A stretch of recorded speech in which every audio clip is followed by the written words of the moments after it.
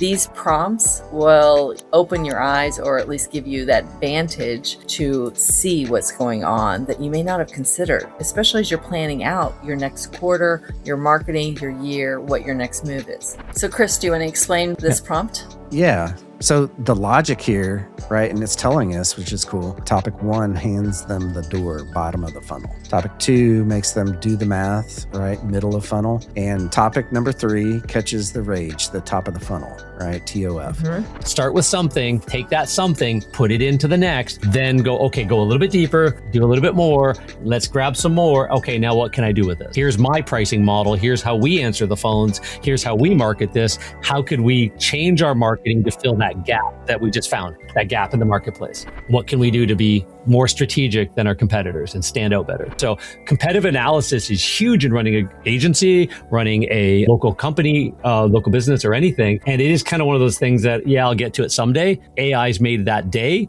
about a 30-minute task if you do it right.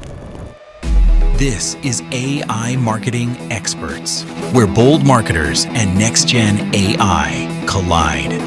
Each week, join us as we decode trends, test tools, and share real wins from the AI-powered front lines. No fluff, no hype, just straight talk and smarter marketing. Tap subscribe and let's geek out on AI. Well, howdy, everybody, and welcome to our latest episode of the AI Marketing Experts. I'm joined here. We're missing a few people, but we have our whole crew here, and we're going to talk about all sorts of things with AI and marketing. Today, we have a very interesting concept here that we have put together. And basically, it's about competitive analysis. How do you do competition, or deal with the competition online? How do you figure out what they are, right? And the problem is that if we're always, as small business owners, wondering what are they doing? What are they doing that I'm not doing, right?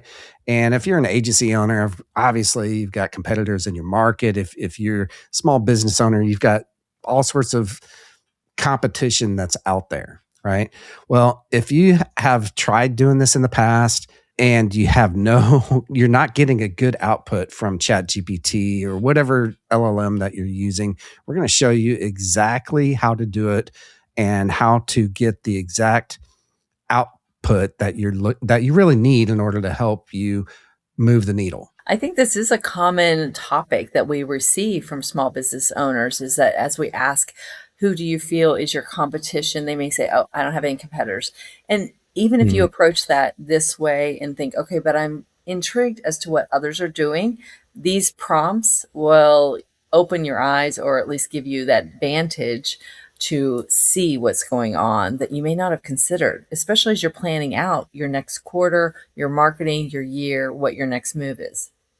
Yeah, I think as Chris is pulling up the screen, I'll chime into that as well, because having run local service businesses for 30 years before doing this stuff, or in the middle of doing all the marketing and consulting and all that stuff, that was one of the things that I found actually helped differentiate between the people that are strategically operating a business and growing versus the reactionary. Is that most business owners they just think they're the best. They hate all the other guys kind of idea. And we just do things so much better. And they never mystery shop. They never check. They don't mystery shop their own team members and stuff, let alone, which we did painfully, because, you don't want problems in the marketplace that your team isn't telling you is happening. But you also want to find out the gaps, and who's doing what, where, and when. Like if you're targeting, Chris and I have talked about this before. If you're targeting the 15,000 square foot home roofs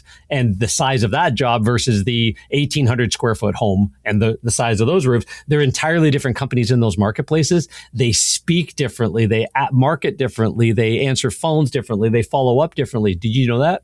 Did you check into any of that? Are you building your business around one or the other, or just trying to be in everything for everybody, and which is a definite recipe for failure. So competitive analysis is huge in running a agency, running a local company, local business or anything. And it is kind of one of those things that, yeah, I'll get to it someday. AI's made that day about a 30-minute task if you do it right. Absolutely. It used to take so much time. So, what do you have for us today, Chris? Okay, so we're going to pretend that because we didn't want to step on anyone's toes or anything like that, and so what we're going to do is we're going to say we are starting up a SaaS, right? And the SaaS stands for software as a service, and so the SaaS that we're starting up is an email marketing platform, right? Our main competitors would be in that space, probably MailChimp and ActiveCampaign. So we're going to do a competitive analysis on ActiveCampaign specifically. Okay. So I'm going to show you what typically happens. Most people go into ChatGPT, right? And if you followed us for any length of time, you understand what I say about ChatGPT, but here we are right here. Okay. All right. So most people will do exactly this right here.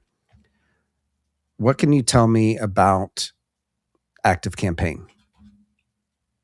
Did that actually come through? It Yep. did. You Oh, we did. heard you that time. Yeah. So, yeah. Okay. All right. You could actually hear the prompt. Okay, good. All right. So, what can you tell me about ActiveCampaign? And that's it. Most people will put that in as a prompt and it's going to do all sorts of stuff and it's going to come back probably with information that might or might not be relevant. Right. So, let's Yeah. see. Let's zoom in on that a little ActiveCampaign. bit if you get the chance. If Can you you, yeah, can you not see it? Let me zoom. Here we go. Is that better? that. That's great. Yes. And for those listening, we'll read a little Okay. bit, but yes, on the screen is Yeah. your typical generic PR copy dribble. Yeah, right. ActiveCampaign is primarily an email marketing plus marketing automation platform that's evolved into a broader CRM customer experience automation system. It sits somewhere between basic email tools like MailChimp, enterprise platform like HubSpot. Right. So this is basically a lot of information that's probably just out there on the internet, most likely coming from their website themselves. Right. What we want to do to figure out what they're doing on a marketing side of things is way different than what it's giving us here, right? So, Yeah. what do y'all think about this prompt here? Well, I Yeah, I know don't see that. any Go ahead, customer John. sentiment or anything. No, I don't see any customer sentiment or anything like that. Like what do we? Yeah, it does seem pulled right off a website, just generic dribble. Mhm. It is. And I mean, at least it's one step forward using AI to say, hey, what can you see? What can you find? And obviously, we're using very popular companies here with our examples today. If we would have selected a local company, we would want to not only be specific about the name, maybe the location, start asking what kind of customers they serve, what kind of homeowners they serve, what kind of areas are they in. So you definitely want to provide additional information when you're starting, even with that initial prompt, because it will pull off what is online. Obviously, ActiveCampaign has a lot because their foundation, their footprint is very strong because they know what they're doing. But so this is giving us a lot more information than if we would have said, tell us about ABC location in our area. 100%. Yeah.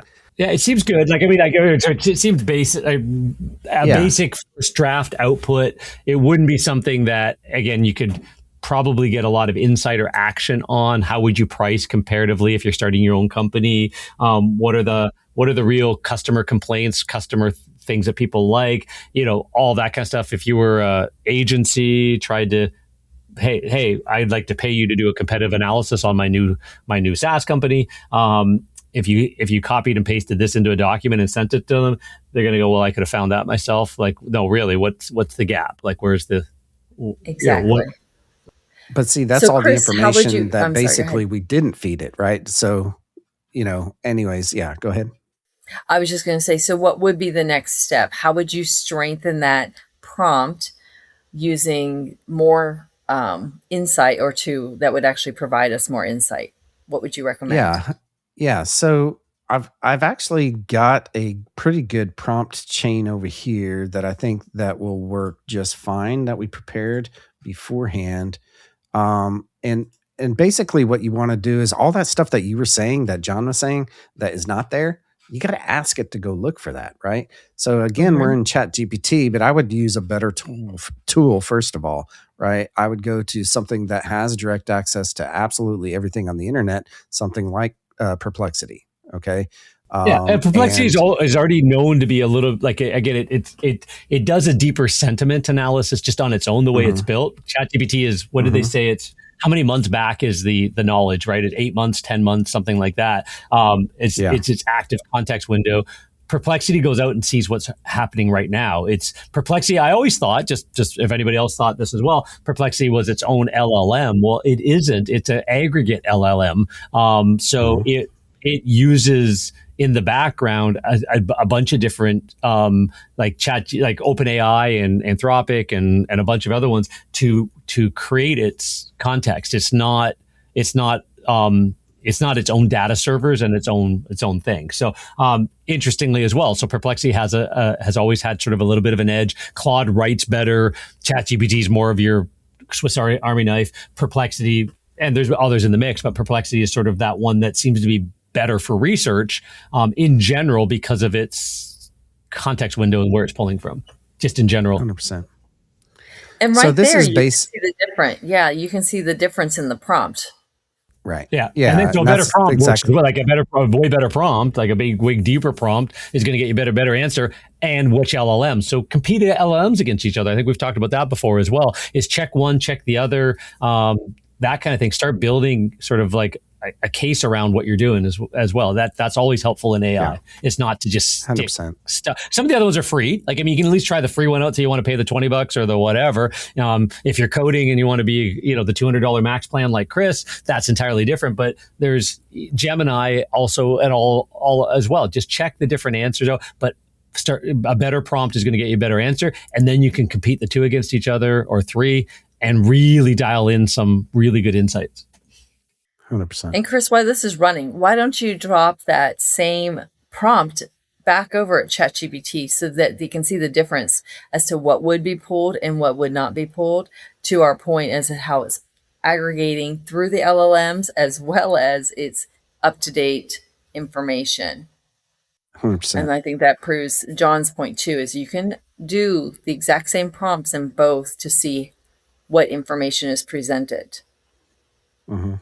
But the I'm gonna deep let that research in run. Perplexity is usually amazing. Yeah, and I'm gonna let that run basically, right? So, we just asked it here, what are the specific complaints, any threads, discussions about them on Reddit? Everyone knows about Reddit these days.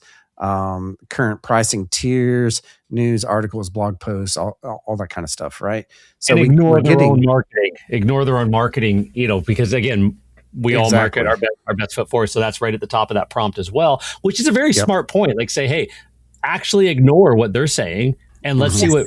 what everybody else is saying. The reason why Google reviews blew up years ago is like, hey, I don't care what's on your website. I care what Nancy said around the corner about your business. So Right. And also that 1 and 2 stars. 1 star is usually outliers. There's just people that are yeah. mad. 2 stars are generally disappointed customers. And that Right. will start showing you a gap of where your company might be able to step in and fill it. Also kind of gives you an idea of what complaints are out there. So don't always ask for the 5-star ratings. Consider the 2-star. They are going Mhm. to give you a lot of information. And I think Yeah. 4 stars, another side of that is That's true. a 5-star is a raving fan, right? And so if somebody's got 392 reviews and they're all 5 stars, I don't trust them, just to be straight up. And people don't. The actual trust in an aggregate of ratings is somewhere between 4.7 or 4.6 and 4.9, I think is the numbers I've heard before. People don't trust a perfect 5-star, because you're not going to be perfect. Somebody who leaves a 4-star review is like, I'm mostly happy. Here's a few things that I would have done differently. Imagine the business intelligence in that, right? The intel that you can get from how close they got. Like think of an Amazon. If you sell, I used to sell products on Amazon as well, and the competitors, we always found what we were always looking for, and it was manual before the days of AI. It was literally manually scouring through hundreds and hundreds and hundreds of competitor reviews inside Amazon to say, hey, what did somebody almost perfectly like, but made a little comment different? Can we add that to our version? Right? So another little point there. 100%. So now, right, what we're going to do is we're going to go into another LLM here, right? As you know, my favorite What? here is Claude, Okay. So we're going to take the competitive analysis information. We're going to take this prompt and we're going to throw this in here. Right. And right here, okay, actually, I'm going to remove that and switch it with Active Campaign real quick. Okay. And then we're going to take our entire output that we got here from Perplexity and just copy this entire thing. Okay. And we're going to paste it right here into the Claude conversation. Okay. And what's this prompt about? Just so this prompt, can y'all see it? Do I need to zoom in on it? For the listeners as well, we're now doing a synthesis of the data. Right. So act as a direct response CMO with 15 years of experience turning competitor weaknesses into client acquisition campaigns. Here's the raw competitive intelligence on Active Campaign. Okay. That's all the information that I just pasted in that was from above. Let me get down to your task. Identify the 3 most specific positioning gaps, areas where this competitor is consistently frustrating or disappointing their customers, and real review informed data. Name each gap clearly. For each gap, write one punchy counterclaim headline under 12 words that a competitor could use in their own landing page or in a Facebook or Google ad to speak directly to those frustrated customers. Number 3, for each headline, write one sentence explaining which customer segment it targets and why the language will resonate with them. Be direct, be specific. Don't use hedge words like perhaps or might. These headlines need to be usable on Monday. Right. And the output here that we're telling it, 3 positioning gaps, each with the gap name, a counterclaim headline, and 1 sentence deployment note. Okay. So I'm using Opus 4.7, by the way. That's just what I use on a daily basis. So I'm going to hit go on that thing. Let's see what comes up. And I love that idea of saying, hey, because you think about, again, that's going back to my Amazon conversation. If you can take what is frustrating that you fixed or what is slightly off what you fixed, but using the exact language that the people in that marketplace are using when they state these things, right? So anywhere that you can get the voice of the consumer and have that ingested into a knowledge base of some sort. That's kind of what we're doing here is we're building it out. And then using that as your speak back again, right? So, you got a customer that complains to you, fix that problem, and then have your website and everything else in your marketing speak back to how, because you've now corrected it. Now you know that if there's a legitimate concerns that have hit the marketplace, not from even the competitors, but from your own business that you've corrected, use that in your marketing because that was a real intelligence, intel in the company that you can solve for. Absolutely. 100%. Yeah. So it came out with a couple of gaps, 3 gaps, just like we told it to. The gap number 1 is the death by 1,000 clicks, right? Headline, stop hunting for buttons, start sending campaigns, right? This was based off of, the information that it gathered, that Perplexity gathered, okay? Lost work and mid-campaign glitches headline. Your campaign shouldn't vanish when you hit save. All right, that's very valid there. Very valid. Next one, stealth price hikes plus slow support headline is no surprise price hikes, no 48-hour support waits. Okay. So these are all pretty good. I could probably do some split testing on those as ads to run traffic to a landing page to see which one is actually working better. Right. Yeah. Anyways, I think it came out pretty good. You know me with Claude, I like Claude more than any other platform. But as you can see, we use all of them, right? Yes. It's not just one because each one have their specific things that they are good at. So Perplexity to me is very good at the internet, just like Gemini would be. Gemini is hooked up directly to Google, so it's got all of Google's information. So I could have easily have done that inside of Google or Gemini itself, right? But coming over to a really good reasoning LLM that really, really knows me, well, that's Claude. Okay. Yeah. For me. Yes. Now, since we have time, I'm going to take one more prompt here. We're going to tie it all together. Okay. And while you're doing that, I think that as business owners, we have to know that there are still what they call silent funnels, so the churn, a company that may have a lot of churn still can appear very dominant online. There's going to be some objections that they're able to handle online that may not be called out. So there obviously is painting a picture, but maybe not a complete picture, but it's sure a stronger picture than what we've ever had in the past. And it is easy for small business owners to run prompts like you're demonstrating here today and really get those insights as to what the gaps are. Exactly. Yeah. And I'll share a little way that we teach our clients to in the coaching group how, at the end here, just as a dovetail it together in a minute. But I'll show you how we actually get our clients to mystery shop the competitors as well through this whole process, or like in the coaching program, to kind of try and fill in a few of those silent funnel gaps as well. And because I used to do it in my own businesses, how we could figure out what the other guys were doing in the behind the scenes, because that's where the magic happens as well, right? The stealth marketing that showed up not publicly in flyers and door hangers and ads, but privately in referral partners and and community events and stuff like that. And you got to get the bigger picture of what they're doing. So Chris, do you want to explain this prompt? Yeah.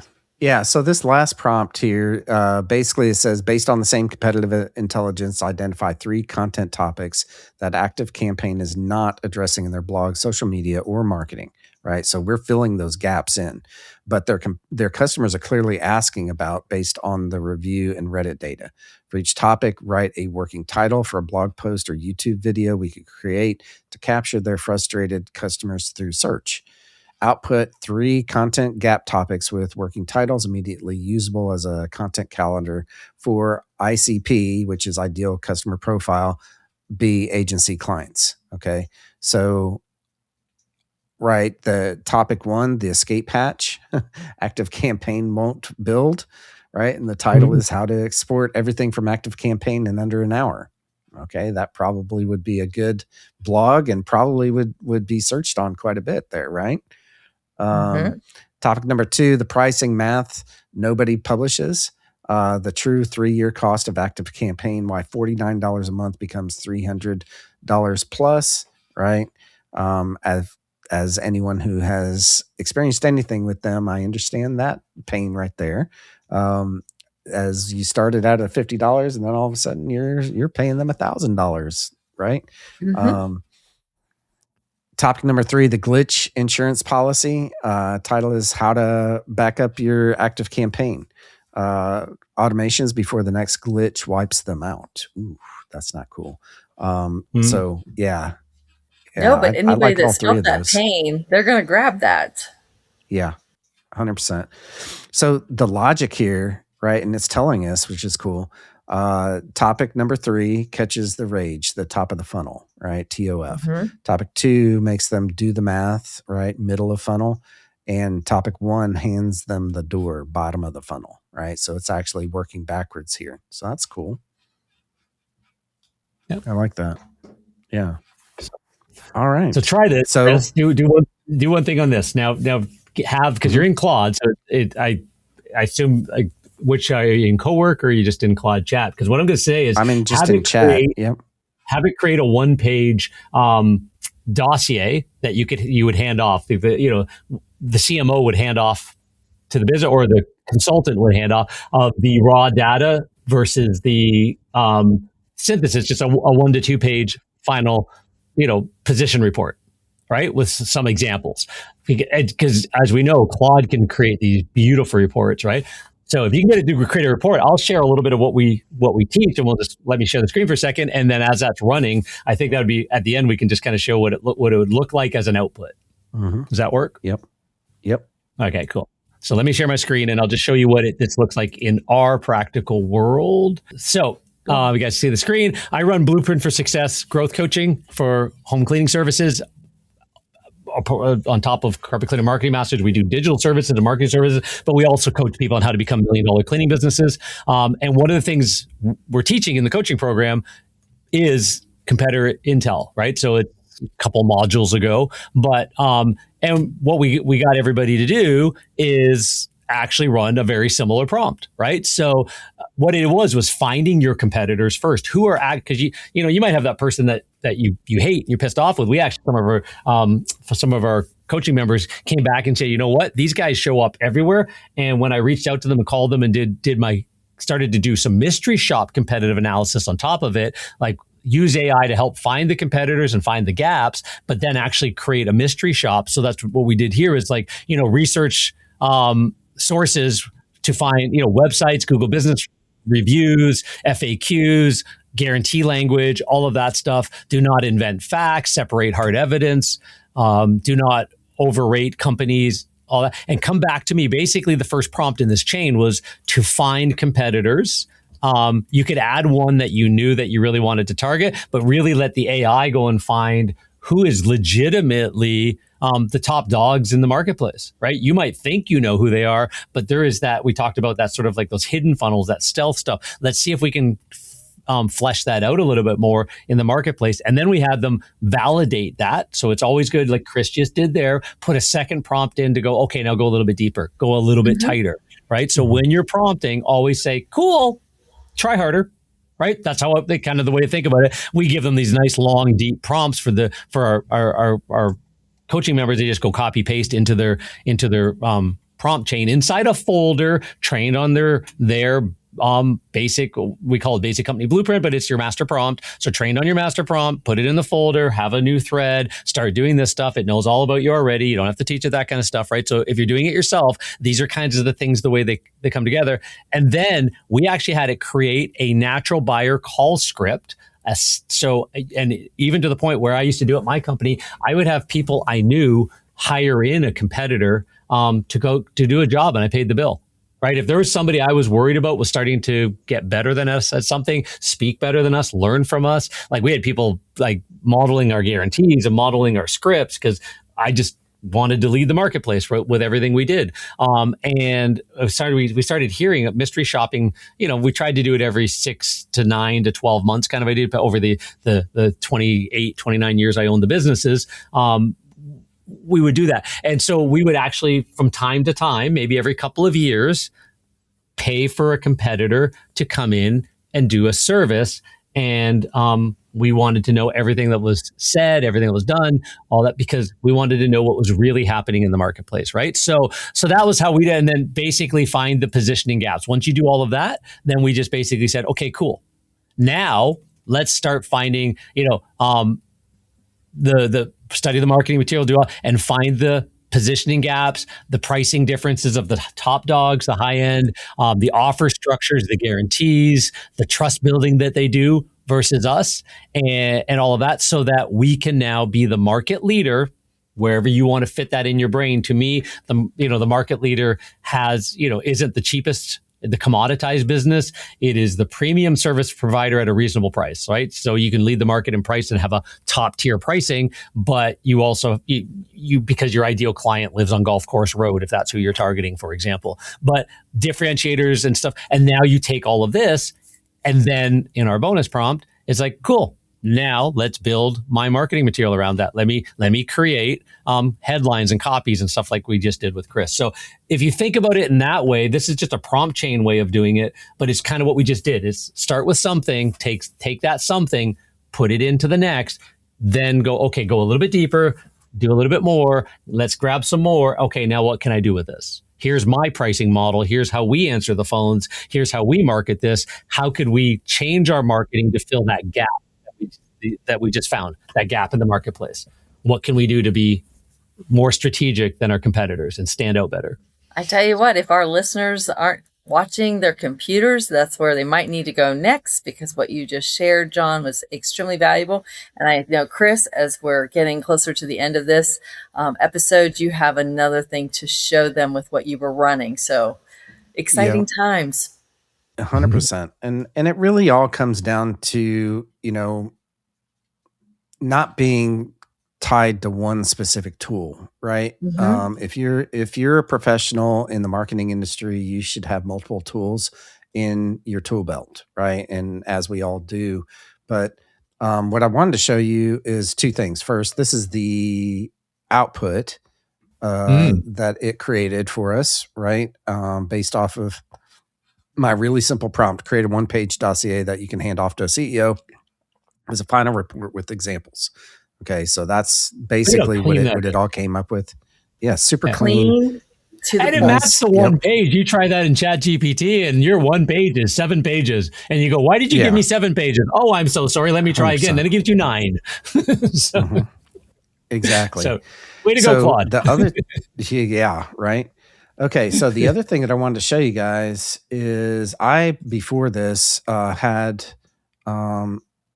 it do the same kind of a thing inside of Manus. I love Manus because Manus is a very good tool for competitive analysis to begin with. You give it a very basic prompt, and it can go off and do it. So I gave it a very simple prompt. Let me go back up here. And I did this beforehand instead of doing it, during this, simply because we have, well, it'll take a while, right? Because it's more of an agentic platform, right? And if you don't know Manus, it's not new.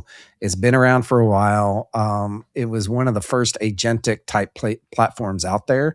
And I've been using it probably 2 years at this point. They were just recently purchased from Facebook. That's now being contested in China. And there's this whole thing going on there, right? But anyways, it's built right into Facebook nowadays. When you go to Facebook, there's a Manus button right there. So it'll take you right to it. Okay.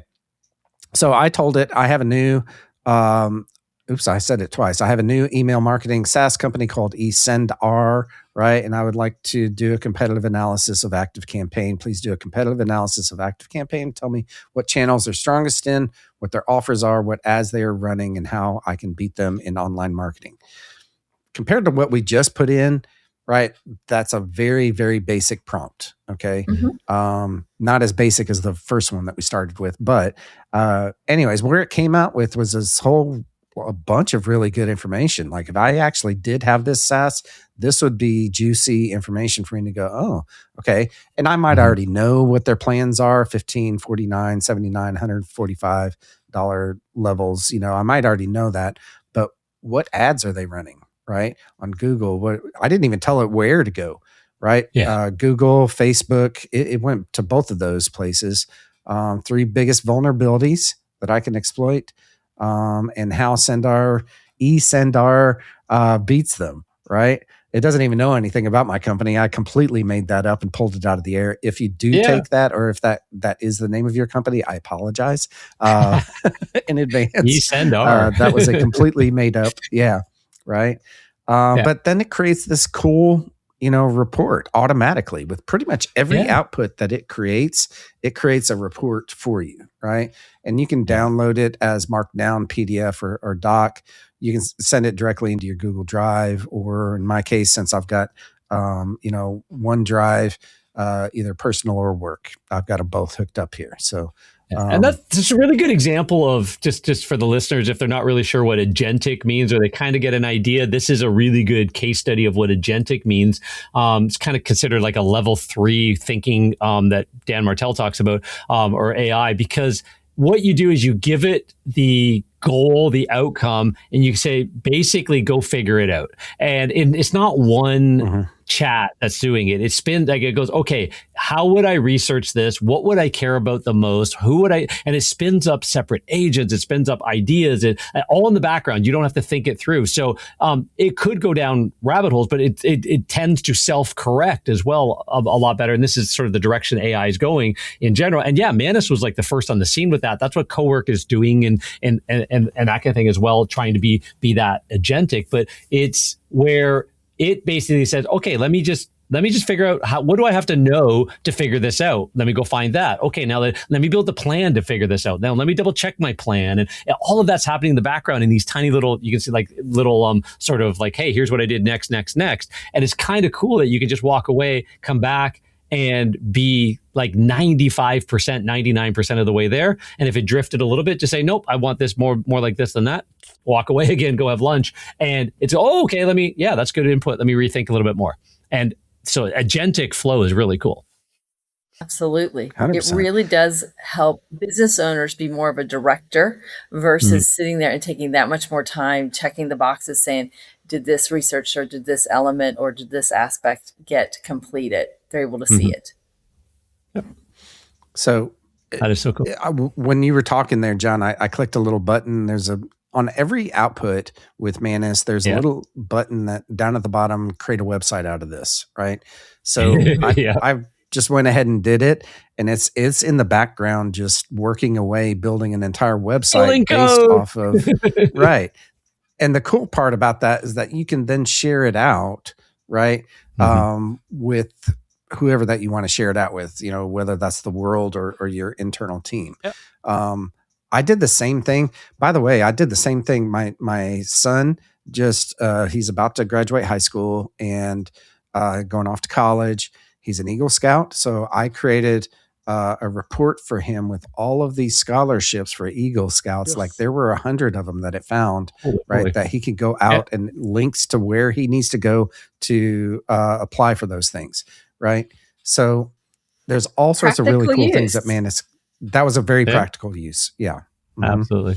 For me, while this is working on it, I know we're almost up with time, but a bridal shower that I needed to do, or I'm trying to coordinate for my daughter. That's what I created so that all the members involved can go to the website and claim what tasks they're able to do for the bridal shower. So it made it quite clear.